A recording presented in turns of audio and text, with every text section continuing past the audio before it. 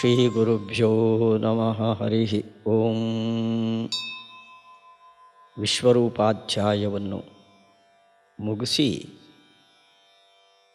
12ನೇ ಅಧ್ಯಾಯಕ್ಕೆ ಅಂದರೆ ಭಕ್ತಿಯೋಗಕ್ಕೆ ನಾವು ಪ್ರವೇಶ ಮಾಡುತ್ತಾ ಇದ್ದೇವೆ. ಭಗವದ್ಗೀತೆಯ ದ್ವಿತೀಯ ಷಟ್ಕದ ಕೊನೆಯ ಅಧ್ಯಾಯ 12ನೆಯ ಅಧ್ಯಾಯ. 2ನೆಯ ಷಟ್ಕದಲ್ಲಿ ಭಗವಂತನ ಮಹಾತ್ಮೆ ಧ್ಯಾನಕ್ಕಾಗಿ ಶ್ರೀಕೃಷ್ಣ ನಿರೂಪಣೆ ಮಾಡ್ತಾ ಇದ್ದ. ಅರ್ಜುನ ಬಂಧು ವ್ಯಾಮೋಹದಿಂದ ಕರ್ತವ್ಯ ವಿಮುಖನಾದಾಗ ಭಗವಂತ ತೋರಿದ ವಿಶ್ವರೂಪ ಅವನಿಗೆ ಕರ್ತವ್ಯದಲ್ಲಿ ಹೆಚ್ಚಿನ ಶ್ರದ್ಧೆಯನ್ನು ಉಂಟು ಮಾಡಿತು. ಆ ಅದ್ಭುತವಾದ ರೂಪ ಜಗತ್ತಿನಲ್ಲಿ ತೇನ ವಿನಾ ತೃಣಮಪಿ ನ ಚಲತಿ ಅಂತ ಏನು ಶಾಸ್ತ್ರಗಳು ಹೇಳ್ತಾವೋ ಅವನ ಮುಂದೆ ತಾನೊಂದು ತೃಣಕ್ಕೆ ಸಮಾನ ಅನ್ನುವ ಭಾವ ಅರ್ಜುನನಿಗೆ ಬಂತು.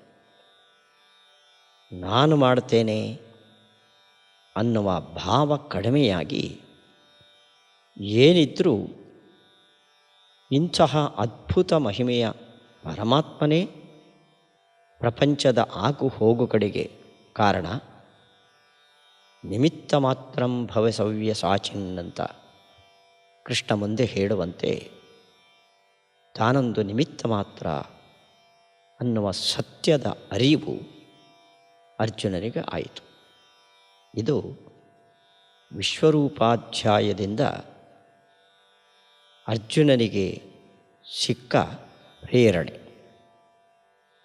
12ನೇ ಅಧ್ಯಾಯದಲ್ಲಿ ಅದ್ಭುತವಾದ ಭಗವಂತನ ರೂಪವನ್ನು ನೋಡಿದವನಿಗೆ ಇಂತಹ ಒಂದು ತತ್ವವನ್ನು, ಪರಮಾತ್ಮನನ್ನು ನಾವು ಕಾಣೋದು ಹೇಗೆ ಅನ್ನೋ ಜಿಜ್ಞಾಸೆ ಬಂದಾಗ ಅದಕ್ಕೆ ಭಕ್ತಿಯ ಉಪಾಯವನ್ನು ಶ್ರೀಕೃಷ್ಣ ಇಲ್ಲಿ ವಿಶೇಷವಾಗಿ ನಿರೂಪಣೆ ಮಾಡಿದ್ದಾನೆ.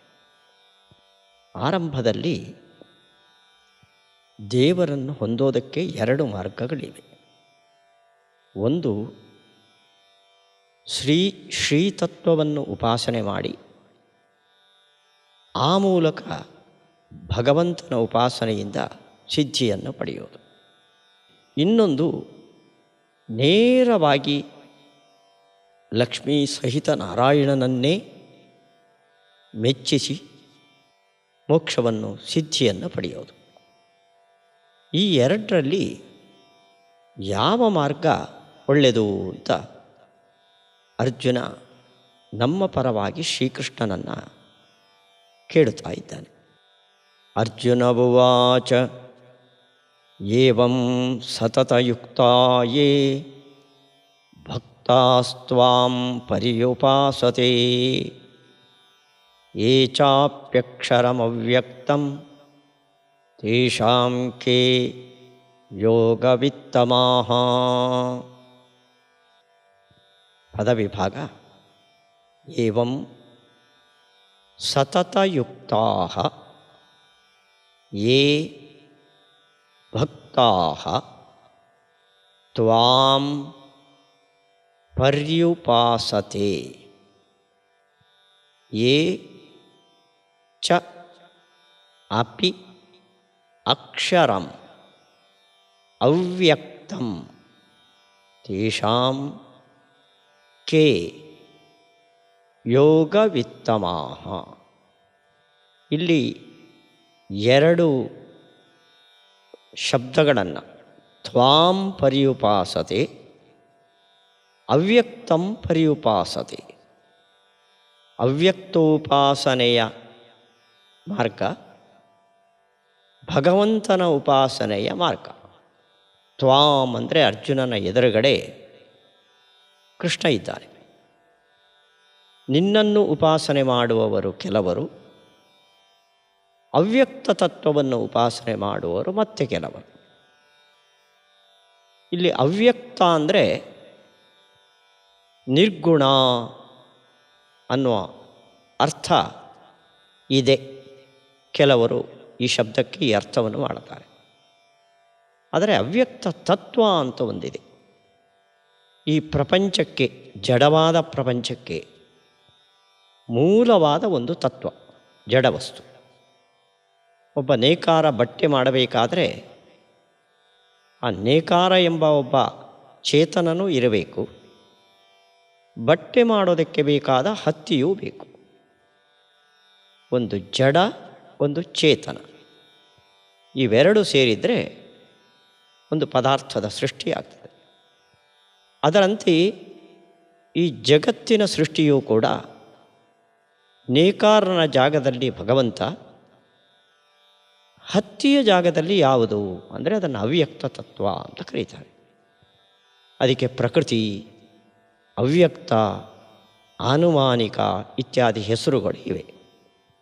ಅಂದ ಅವ್ಯಕ್ತಂ ಅಂದರೆ ಅಂತಹ ಜಗತ್ತಿಗೆ ಮೂಲ ಕಾರಣವಾದ, ಕಣ್ಣಿಗೆ ಕಾಣದ ಜಡವಸ್ತುವನ್ನು ನಿಯಂತ್ರಿಸುವ ಒಂದು ದೇವತೆ, ಅವಳೇ ಶ್ರೀದೇವಿ ಅಥವಾ ಲಕ್ಷ್ಮೀದೇವಿ. ಹಾಗಾದರೆ ಅರ್ಜುನನ ಪ್ರಶ್ನೆಯ ಅಭಿಪ್ರಾಯ, ಲಕ್ಷ್ಮೀಪತಿಯಾದ ನಿನ್ನನ್ನು ಉಪಾಸನೆ ಮಾಡಿದರೆ ಅಥವಾ ಲಕ್ಷ್ಮೀ ದೇವಿಯನ್ನು ನೇರವಾಗಿ ಉಪಾಸನೆ ಮಾಡಿದರೆ, ಈ ಎರಡು ಸಾಧಕರಲ್ಲಿ ಯಾರು ಉತ್ತಮರು ಅಂತ ಅರ್ಜುನನ ಪ್ರಶ್ನೆ. ಏವಂ ಸತತಯುಕ್ತಾಃ ಯೇ ಭಕ್ತಾಃ ತ್ವಾಂ ಪರ್ಯುಪಾಸತೆ. ಸತತಯುಕ್ತಾಃ, ಯುಕ್ತ ಅಂದರೆ ಕರ್ಮಯೋಗ ಮತ್ತು ಅಂತಿಮವಾದ ಧ್ಯಾನಯೋಗ, ಇವುಗಳನ್ನು ಸತತ ಮಾಡ್ತಾ, ಸತತ ಅಂದರೆ ನಿರಂತರ, ನಿರಂತರ ಯುಕ್ತರಾದವರು ಅಂದರೆ ನಿರಂತರವಾಗಿ ಕರ್ಮಯೋಗ ಮತ್ತು ಧ್ಯಾನಯೋಗದಲ್ಲಿ ಆಸಕ್ತರಾಗಿ, ಯೇ ಭಕ್ತಾಃ ಯಾವ ಭಕ್ತರು, ತ್ವಾಂ ಪರ್ಯುಪಾಸತೆ ನಿನ್ನನ್ನು ಉಪಾಸನೆ ಮಾಡ್ತಾರೋ. ಇದು ಒಂದು ಸಾಧಕರ ಗುಂಪು. ಇನ್ನು ಯೇ ಚಾಪಿ ಅಕ್ಷರಂ ಅವ್ಯಕ್ತಂ ಪರ್ಯುಪಾಸತೆ, ಯಾರು ಅಕ್ಷರಂ ಅವ್ಯಕ್ತಂ ಲಕ್ಷ್ಮೀದೇವಿಯನ್ನು, ಅವಳು ಅಕ್ಷರಳು. ದೇವತೆಗಳು, ಬ್ರಹ್ಮಾದಿಗಳು ತುಂಬ ಜನ ಇದ್ದಾರೆ. ಆ ಎಲ್ಲ ಜೀವರು ಲಕ್ಷ್ಮೀನಾರಾಯಣರನ್ನು ಹೊರತಾದ ಉಳಿದೆಲ್ಲ ಜೀವರಿಗೂ ಕೂಡ ಕ್ಷರ ಅಂತ ಹೆಸರು. ಲಕ್ಷ್ಮೀದೇವಿ ಮತ್ತು ಅವಳ ಪತಿಯಾದ ನಾರಾಯಣ, ಇವರಿಬ್ಬರಿಗೆ ಅಕ್ಷರರು ಅಂತ ಹೆಸರು. ಈ ವಿವರವನ್ನು 15ನೇ ಅಧ್ಯಾಯದಲ್ಲಿ ಶ್ರೀಕೃಷ್ಣ ಹೇಳುವವನಿದ್ದಾನೆ. ಹಾಗಾದರೆ ಕ್ಷರ ಅಕ್ಷರ ಅಂತ ಎರಡು ಗುಂಪು ದೇವರನ್ನು ಬಿಟ್ಟರೆ, ಯಾವ ಆಧಾರದಲ್ಲಿ? ಕ್ಷರತೀತಿ ಕ್ಷರ, ಯಾರ ದೇಹಕ್ಕೆ ನಾಶ ಇದೆಯೋ, ಒಂದು ದೇಹ ಹೋಗಿ ಇನ್ನೊಂದು ದೇಹ ಬರ್ತದೋ ಆ ಜೀವರಿಗೆಲ್ಲ ಕ್ಷರರು ಅಂತ ಹೆಸರು. ಇದು ಬ್ರಹ್ಮದೇವನಿಂದ ಹಿಡಿದು ತೃಣಜೀವರವರೆಗೆ ಎಲ್ಲರ ದೇಹ ಮೊದಲಿತ್ತಿತ್ತು ನಾಶ ಆಗಿ ಹೊಸ ದೇಹ ಬರ್ತದೆ. ಅವರಿಗೆಲ್ಲ ಕ್ಷರಜೀವರು ಅಂತ ಹೆಸರು, ದೇಹನಾಶವುಳ್ಳ ಜೀವರು. ಅಕ್ಷರಂ, ಯಾರ ದೇಹಕ್ಕೆ ಎಂದೂ ನಾಶ ಇಲ್ಲವೋ, ಮುಪ್ಪು ಸಾವು ನಾಶ ಯಾರಿಗೆ ಇಲ್ಲವೋ ದೇಹಕ್ಕೆ, ಅಂಥ ತತ್ವವನ್ನು ಅಕ್ಷರ ತತ್ವ ಅಂತ ಕರೀತೀವಿ. ಅದು ಲಕ್ಷ್ಮೀದೇವಿ ಒಬ್ಬಳೆ ಆ ಗುಂಪಲ್ಲಿ. ಹಾಗಾದರೆ ಕ್ಷರತತ್ವ ಬ್ರಹ್ಮಾದಿ ಸಕಲ ಜೀವರು. ಅಕ್ಷರ ಅಂದರೆ ದೇಹ ನಾಶವಿಲ್ಲದ ಪರಮಾತ್ಮನ ಅನಂತರ ಬರುವ ಲಕ್ಷ್ಮೀದೇವಿ. ಅವಳ ದೇಹಕ್ಕೆ ಎಂದೂ ನಾಶ ಇಲ್ಲ. ಯುವಾಂ ಯುವಾನೌ ಸತತಂ ಯುವಯೋರ್ ನವಯೋಧಿಕಃ ಅಂತ ವಾದಿರಾಜರು ಹೇಳುವ ಮಾತು. ಲಕ್ಷ್ಮೀನಾರಾಯಣರು ಅನಾದಿ ಕಾಲದಿಂದ ಯುವಾನೌ ಯೌವನದ ಸ್ಥಿತಿಯಲ್ಲಿ ಇರುವವರು. ನ ವಯೋಧಿಕ, ಒಬ್ಬರು ದೊಡ್ಡವರು ಒಬ್ಬರು ಚಿಕ್ಕರು ವಯಸ್ಸಿನಲ್ಲಿ ಅನ್ನೋ ವ್ಯತ್ಯಾಸ ಅವರಿಬ್ಬರಿಗೂ ಇಲ್ಲ. ಯಾಕೆಂದರೆ ಅನಾದಿ ಕಾಲದವರು, ಅನಂತ ಕಾಲದವರೆಗೆ ಇರುವವರು. ಹೀಗೆ ಅಕ್ಷರ ಅಂದರೆ ದೇಹ ನಾಶವಿಲ್ಲದ ಅವ್ಯಕ್ತಂ, ಜಗತ್ತಿಗೆ ಮೂಲ ಕಾರಣವಾದ ಅವ್ಯಕ್ತ ಎಂಬ ತತ್ವಕ್ಕೆ ಅಭಿಮಾನಿನಿಯಾದ ಲಕ್ಷ್ಮೀದೇವಿಯನ್ನು ಏಚ ಪರ್ಯುಪಾಸತೆ, ಯಾರು ಶ್ರದ್ಧಾ ಭಕ್ತಿಯಿಂದ ಉಪಾಸನೆ ಮಾಡ್ತಾರೋ ತೇಷಾಂ, ಈ ಎರಡು ಗುಂಪುಗಳ ಮಧ್ಯದಲ್ಲಿ ಕೇ ಯೋಗವಿತ್ತಮಾಹ, ಯೋಗ ಅಂದರೆ ಸಾಧನ ಅಂತ ಅರ್ಥ. ಯಾವುದಕ್ಕೆ ಸಾಧನ? ಮೋಕ್ಷಕ್ಕೆ, ಸಿದ್ಧಿಗೆ ಸಾಧನ. ಯೋಗದಲ್ಲಿ ವಿತ್ತಮಾಹ, ಶ್ರೇಷ್ಠರಾದವರು. ಯೋಗವಿತ್ತಮಾಹ, ಮೋಕ್ಷೋಪಾಯವನ್ನು ಅನುಷ್ಠಾನ ಮಾಡುವ ಈ ಎರಡು ಗುಂಪಿನ ಸಾಧಕರಲ್ಲಿ ಉತ್ತಮರಾದವರು ಯಾರು? ಲಕ್ಷ್ಮೀದೇವಿಯನ್ನು ಉಪಾಸನೆ ಮಾಡುವ ಭಕ್ತರು ಶ್ರೇಷ್ಠರೋ, ನಿನ್ನನ್ನೇ ಭಕ್ತಿ ಶ್ರದ್ಧೆಗಳಿಂದ ಉಪಾಸನೆ ಮಾಡುವ ಭಕ್ತರು ಶ್ರೇಷ್ಠರೋ? ಯಾಕೆಂದರೆ ನಾವು ಉಪನಿಷತ್ತುಗಳನ್ನು ತೆಗೆದು ನೋಡಿದರೆ, ಓದಿದರೆ, ಅಲ್ಲಿ ಎರಡೂ ಕೂಡ ಸಿದ್ಧಿಗೆ ಕಾರಣ ಅಂತ ಕಾಣಿಸ್ತದೆ. ಪರಮಾತ್ಮನ ಆರಾಧನೆಯಿಂದ ತಮೇವಂ ವಿದ್ವಾನ್ ಅಮೃತ ಇಹ ಭವತಿ.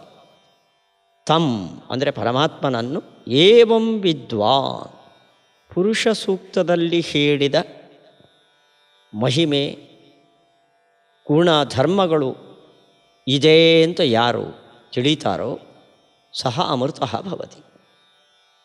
ಈ ವಾಕ್ಯ ಹೇಳ್ತದೆ ಭಗವಂತನ, ದೇವರ, ನಿನ್ನ ಉಪಾಸನೆ ಸಿದ್ಧಿಗೆ ಕಾರಣ ಅಂತ. ಶ್ರಿಯಂ ವಸಾನಾಹ ಅಮೃತತ್ವಮಾಯಯು, ಲಕ್ಷ್ಮೀದೇವಿಯ ಉಪಾಸನೆಯನ್ನು ಮಾಡಿದವರು ಅಮೃತತ್ವವನ್ನು ಪಡೀತಾರೆ. ಅಲ್ಲಿಗೆ ಲಕ್ಷ್ಮಿಯ ಉಪಾಸನೆಯೂ ಸಿದ್ಧಿಗೆ ಕಾರಣ, ಮೋಕ್ಷಕ್ಕೆ ಕಾರಣ. ನಿನ್ನ ಉಪಾಸನೆಯೂ ಮೋಕ್ಷಕ್ಕೆ ಕಾರಣ ಅನ್ನುವ ಎರಡು ಮಾತುಗಳು ಉಪನಿಷತ್ತುಗಳಲ್ಲಿ, ವೇದಗಳಲ್ಲಿ ಕಾಣ್ತಾ ಇದೆ. ಈ ಎರಡರಲ್ಲಿ ಯಾವ ಮಾರ್ಗದಲ್ಲಿ ಹೋಗುವವನು ಉತ್ತಮ ಅಂತ ಅನ್ನಿಸ್ತಾನೆ ಅಂತ ಇದು ಅರ್ಜುನನ ಪ್ರಶ್ನೆ ಕೃಷ್ಣನಿಗೆ. ನಮ್ಮ ಪರವಾಗಿ ಅರ್ಜುನ ಕೃಷ್ಣನನ್ನು ಕೇಳ್ತಾ ಇದ್ದಾನೆ. ಮತ್ತೆ ಶ್ಲೋಕ. ಅರ್ಜುನ ಉವಾಚ ಏವಂ ಸತತಯುಕ್ತಾ ಯೇ ಭಕ್ತಾಸ್ತ್ವಾಂ ಪರ್ಯುಪಾಸತೆ ಯೇ ಚಾಪ್ಯಕ್ಷರಮವ್ಯಕ್ತಂ ತೇಷಾಂ ಕೇ ಯೋಗವಿತ್ತಮಾಹ. ಮುಂದಿನ ಶ್ಲೋಕ. ಇದಕ್ಕೆ ಕೃಷ್ಣನ ಉತ್ತರ ಹೀಗಿದೆ. ಶ್ರೀಭಗವಾನುವಾಚ ಮಯ್ಯಾವೇಶ್ಯ ಮನೋ ಯೇ ಮಾಂ ನಿತ್ಯಯುಕ್ತಾ ಉಪಾಸತೆ ಶ್ರದ್ಧಯಾ ಪರಯೋಪೇತಾಃ ತೇ ಮೇ ಯುಕ್ತತಮಾ ಮತಾಃ. ಪದವಿಭಾಗ. ಮಯಿ ಆವೇಶ್ಯ ಮನಃ ಯೇ ಮಾಂ ನಿತ್ಯಯುಕ್ತಾಃ ಉಪಾಸತೆ ಶ್ರದ್ಧಯಾ ಪರಯಾ ಉಪೇತಾಃ ತೇ ಮೇ ಯುಕ್ತತಮಾಃ ಮತಾಃ. ಕೃಷ್ಣ ಸ್ಪಷ್ಟವಾದ ಉತ್ತರವನ್ನು ಹೇಳ್ತಾನೆ. ಮಯಿ ಯೇ ಮನಃ ಆವೇಶ್ಯ, ಮಯಿ ಅಂದರೆ ನನ್ನಲ್ಲಿ, ಯೇ ಯಾರು ಮನಃ ಆವೇಶ್ಯ, ಮನಸ್ಸನ್ನು ನೆಲೆಗೊಳಿಸಿ, ತಮ್ಮ ಮನಸ್ಸಿನ ತುಂಬ ನನ್ನನ್ನು ತುಂಬಿಕೊಂಡು, ಅಂದರೆ ಮನಸ್ಸನ್ನು ನನ್ನಲ್ಲಿ ಇಟ್ಟು ಧ್ಯಾನ ಮಾಡ್ತಾರೋ ಅಂತ ಅರ್ಥ. ಏ ಮಯಿ ಮನಃ ಆವೇಶ್ಯ, ಯಾರು ನನ್ನನ್ನು ಧ್ಯಾನ ಮಾಡ್ತಾರೋ, ಮಾಂ ನಿತ್ಯಯುಕ್ತಾ ಉಪಾಸತೆ, ನನ್ನನ್ನು ಧ್ಯಾನ ಮಾಡ್ತಾ ನಿತ್ಯಯುಕ್ತಾ, ಯುಕ್ತ ಅಂದರೆ ಯೋಗವುಳ್ಳವರು, ಯುಕ್ತತಮಾಹ ಯುಕ್ತಾ, ನಿತ್ಯಯುಕ್ತಾ ಅಂದರೆ ಕರ್ಮಯೋಗ ಧ್ಯಾನಯೋಗಗಳುಳ್ಳವರಾಗಿ, ಉಪಾಸತೆ ನನ್ನ ಉಪಾಸನೆಯನ್ನು ಮಾಡ್ತಾರೋ, ಅಂದರೆ ನೇರವಾಗಿ ನನ್ನನ್ನೇ ಶ್ರವಣ ಮನನ ಧ್ಯಾನಗಳಿಂದ ಮೆಚ್ಚಿಸ್ತಾರೋ, ನನ್ನನ್ನು ಕಾಣ್ತಾರೋ. ಹೇ ಮಾಂ ನಿತ್ಯಯುಕ್ತಾ ಉಪಾಸತೆ, ಸತತ ಕರ್ಮಯೋಗಗಳಿಂದ ನನ್ನನ್ನು ಉಪಾಸನೆ ಮಾಡ್ತಾರೋ.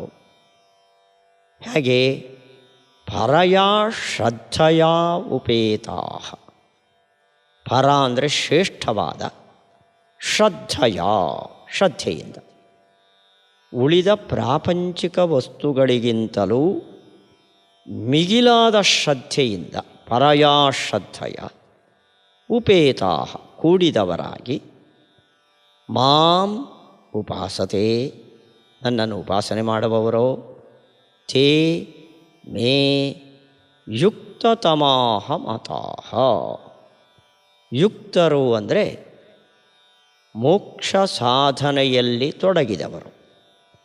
ಆ ಮೋಕ್ಷ ಸಾಧನೆಯಲ್ಲಿ ತೊಡಗಿದವರನ್ನು ಅರ್ಜುನ ನೀನು ಹಿಂದೆ ಇಬ್ಬರನ್ನು ಹೆಸರಿಸಿದ್ದಿ.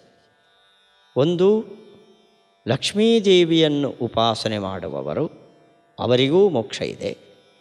ಇನ್ನೊಂದು ನನ್ನನ್ನು ಉಪಾಸನೆ ಮಾಡುವವರು. ಇವರಿಬ್ಬರಲ್ಲಿ ಯಾವ ಮಾರ್ಗ ಒಳ್ಳೆಯದು, ಯಾರು ಶ್ರೇಷ್ಠರು ಅಂತ ನೀನು ಕೇಳಿದ್ದಿ.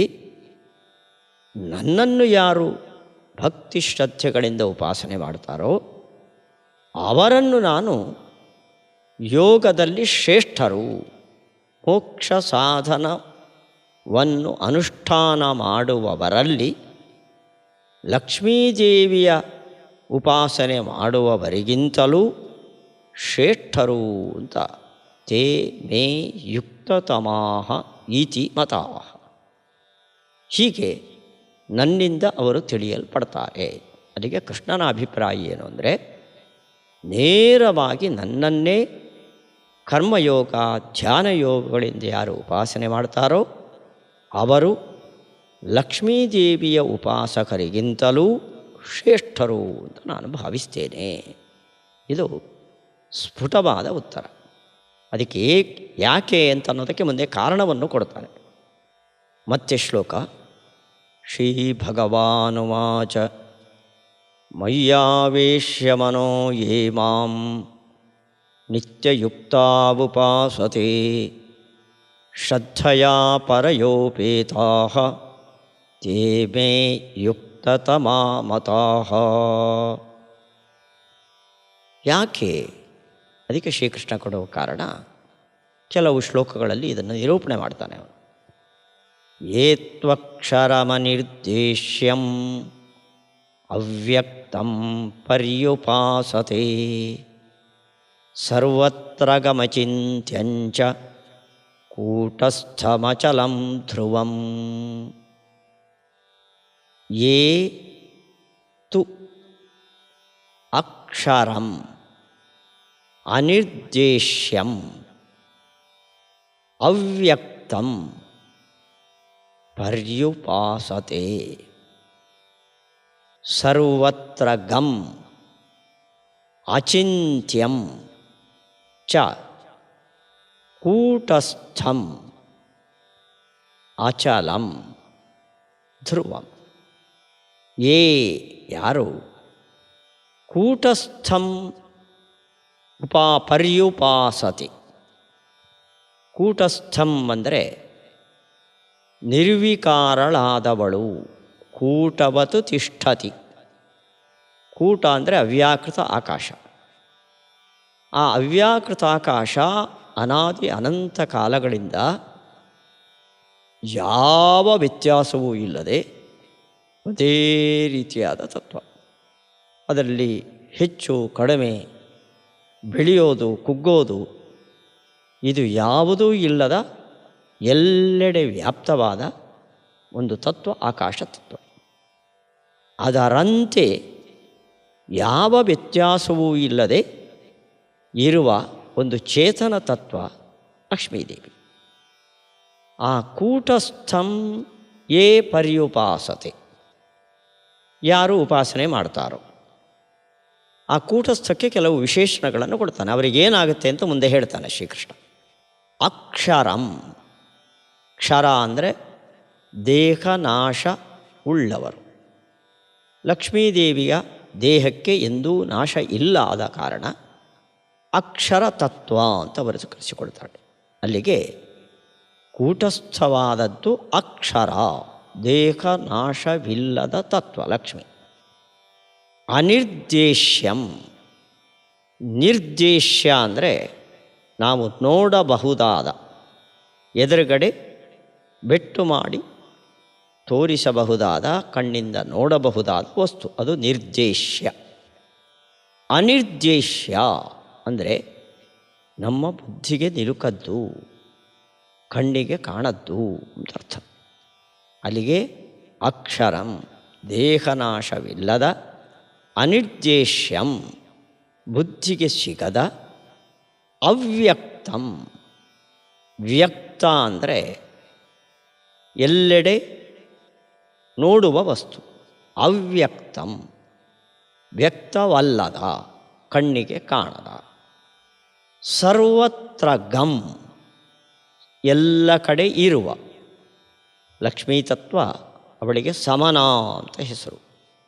ಸಮನ ಅಂದರೆ ನಾರಾಯಣನಿಗೆ ಎಷ್ಟು ವ್ಯಾಪ್ತಿ ಇದೆಯೋ, ಅವನು ಎಷ್ಟು ವಿಸ್ತೃತವಾಗಿದ್ದಾನೋ, ಎಲ್ಲೆಡೆ ಇದ್ದಾನೋ, ಅದಕ್ಕೆ ಕಡಿಮೆ ಇಲ್ಲದೆ ಎಲ್ಲೆಡೆ ಇರುವ ಮತ್ತೊಂದು ತತ್ವ ಅದು ಲಕ್ಷ್ಮೀ ತತ್ವ. ಹೀಗಾಗಿ ಸರ್ವತ್ರ ಗಂ ಎಲ್ಲೆಡೆ ಇರುವ. ಅಚಿಂತ್ಯಂ ಯಾವುದಕ್ಕೆ ಗುಣಧರ್ಮಗಳ ಒಂದು ಸೀಮೆ ಇದೆಯೋ, ಒಂದು 15, 20, 100 ಮಹತ್ವಗಳು ಇವೆ, ಗುಣಧರ್ಮಗಳಿದೆ. ಅದನ್ನು ಚಿಂತ್ಯ ಅಂತ ಕರಿತೇವೆ. ನಾವು ಅದನ್ನು ತಿಳಿಯಬಹುದು. ಆದರೆ ಲಕ್ಷ್ಮೀದೇವಿಗೆ ಅನೇಕ ಗುಣಗಳಿರೋದರಿಂದ ಅದು ಅಚಿಂತ್ಯಂ, ನಮ್ಮ ಕಲ್ಪನೆಗೆ ಮೀರಿದ ವಸ್ತು ಅಂತ ಅರ್ಥ. ಗುಣಪೂರ್ಣಳಾದ್ದರಿಂದ ಅಚಿಂತ್ಯಂ. ಅಚಲಂ ಉಳಿದೆಲ್ಲ ದೇವತೆಗಳಿಗೆ ಆ ದೇವತಾ ಪದ ಪ್ರಾಪ್ತಿ, ಆ ಪದದಿಂದ ಚ್ಯುತಿ. ಇಂದ್ರದೇವ ಅವನು ಒಂದು ಅವಧಿಯವರೆಗೆ ಆ ಇಂದ್ರ ಪದವಿಯಲ್ಲಿ ಇರ್ತಾನೆ, ಆಮೇಲೆ ಆ ಸ್ಥಾನ ಭ್ರಷ್ಟನಾಗ್ತಾನೆ. ಬ್ರಹ್ಮದೇವರಿಗೂ ಒಂದು ಕಾಲದ ಮಿತಿ ಇದೆ ಆ ಬ್ರಹ್ಮಪಟ್ಟದಲ್ಲಿ ಸತ್ಯಲೋಕದ ಅಧಿಪತ್ಯಕ್ಕೆ. ಹೀಗಾಗಿ ಲಕ್ಷ್ಮಿಯನ್ನು ಬಿಟ್ಟರೆ ಉಳಿದೆಲ್ಲ ಚೇತನರು ಎಷ್ಟೇ ದೊಡ್ಡವರಾಗಲಿ ಚಲಂ ಸ್ಥಾನದ ಭ್ರಂಶವನ್ನು ಹೊಂದುವವರು. ಸ್ಥಾನದಿಂದ ಅವರಿಗೆ ವಿಶ್ರಾಂತಿ ಇದೆ.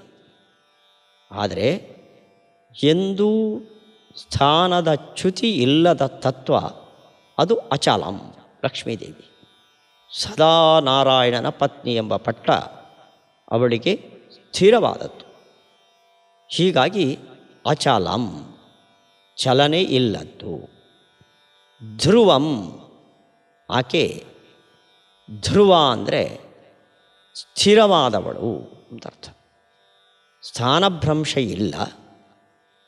ಅದರ ಜೊತೆಯಲ್ಲಿ ಗುಣ, ದೇಹ ಇವುಗಳ ನಾಶವೂ ಅವಳಿಗಿಲ್ಲ. ಇಂತಹ ಒಂದು ಅವ್ಯಕ್ತಂ ಯೇ ಪರ್ಯುಪಾಸತೆ, ಯಾರು ಉಪಾಸನೆ ಮಾಡ್ತಾರೋ ಅವರು ಕ್ಲೇಶೋಧಿಕ ತರಸ್ತೇಷಾಂ ಅಂತ ಮುಂದೆ ಹೇಳ್ತಾರೆ. ನೇರ ನನ್ನನ್ನು ಧ್ಯಾನ ಉಪಾಸನೆ ಮಾಡೋದಕ್ಕಿಂತ ಇಂಥ ತತ್ವವನ್ನು ಉಪಾಸನೆ ಮಾಡೋರಿಗೆ ಕ್ಲೇಶ ಜಾಸ್ತಿ, ಅವರು ತುಂಬ ಕಷ್ಟಪಡಬೇಕಾಗತ್ತೆ. ನನ್ನನ್ನು ಹೊಂದಬೇಕಾದ್ರೆ ಅಷ್ಟು ಕಷ್ಟ ಇಲ್ಲ. ಅಲ್ಲಿಗೆ ಶ್ರೀತತ್ವದ ಉಪಾಸನೆ ಕ್ಲೇಶಕರ, ನೇರವಾಗಿ ಲಕ್ಷ್ಮೀನಾರಾಯಣರ ಉಪಾಸನೆ ಅದು ಸುಲಭ ಅನ್ನೋದು ಶ್ರೀಕೃಷ್ಣನ ಉತ್ತರ. ಮತ್ತೊಮ್ಮೆ ಶ್ಲೋಕ. ಯೇ ತ್ವಕ್ಷರಮನಿರ್ದೇಶ್ಯಂ ಅವ್ಯಕ್ತಂ ಪರ್ಯುಪಾಸತೆ ಸರ್ವತ್ರ ಗಮಚಿಂತ್ಯಂಚ ಕೂಟಸ್ಥಮಚಲಂ ಧ್ರುವಂ. ಇಲ್ಲಿಗೆ ನಿಲ್ಲಿಸೋಣ. ಮುಂದಿನ ಭಾಗವನ್ನು ಮುಂದೆ ನೋಡೋಣ. ಶ್ರೀಕೃಷ್ಣಾರ್ಪಣಮಸ್ತು. ಈ ಭಗವದ್ಗೀತೆಯ ಪಾಠದ ಪ್ರಾಯೋಜಕತ್ವವನ್ನು ಶ್ರೀಮತಿ ಋತು ನಾರಾಯಣ ರಾವ್ ಇವರು ವಹಿಸಿಕೊಂಡು ಭಗವಂತನ ಸೇವೆಯನ್ನು ಮಾಡಿದ್ದಾರೆ. ಇಂಥ ಪ್ರವಚನಕ್ಕೆ ಸಹಾಯ ಮಾಡೋದು ಅಂದರೆ 10 ಜನಕ್ಕೆ ಜ್ಞಾನದ ಔತಣವನ್ನು ಬಡಿಸೋದು ಅಂತ ಅರ್ಥ. ಆ ಕೆಲಸವನ್ನು ಮಾಡಿದ ಈ ಭಗವದ್ಭಕ್ತರಿಗೆ ಭಗವಂತ ಶ್ರೀಕೃಷ್ಣ ಸಕಲ ಸಾಮರ್ಥ್ಯ ದೇಹಾರೋಗ್ಯವನ್ನು ಕೊಟ್ಟು ಅನುಗ್ರಹ ಮಾಡಲಿ ಅಂತ ಪ್ರಾರ್ಥನೆ ಮಾಡೋಣ. ಶ್ರೀಕೃಷ್ಣ ಅರ್ಪಣ.